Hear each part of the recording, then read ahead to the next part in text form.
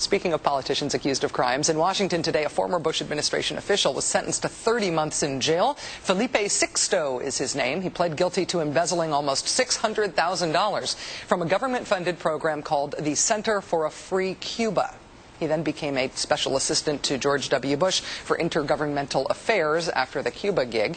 He ended up quitting the George W. Bush gig when he found out that the Cuba office folks were totally onto him.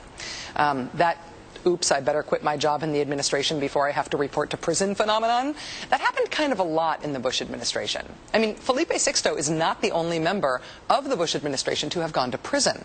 First, there was David Safavian, remember him? Chief of staff at Bush's General Services Administration, the top procurement official in the government. He got 18 months for charges connected to the Jack Abramoff scandal. Then, Scooter Libby, Dick Cheney's chief of staff, he was sentenced to 30 months in jail for lying and obstructing the investigation into who outed the covert CIA officer, Valerie Plame Wilson. President Bush, of course, commuted that sentence.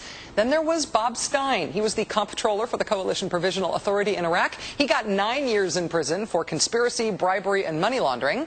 Then there was Brian Doyle, deputy press secretary at the Department of Homeland Security, until he was sentenced to 5 years in prison for trying to use a computer to seduce a child.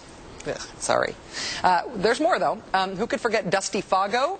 Despite the name, not the star of a series of spaghetti westerns. Mr. Fago was, in fact, the executive director of the CIA. He was sentenced to 3 years for corruption.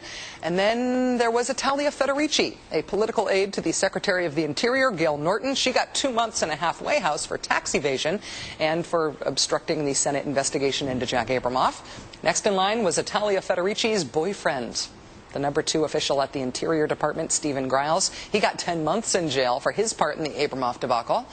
And now we've got Felipe Sixto as of today, which brings the total number of Bush administration officials who have gone to jail already to at least 8. That's not counting all the other convictions that didn't result in jail time, all the other investigations. That is just the lucky Bushies who made it all the way to the Crowbar Hotel. They could, have a prison softball team at this point.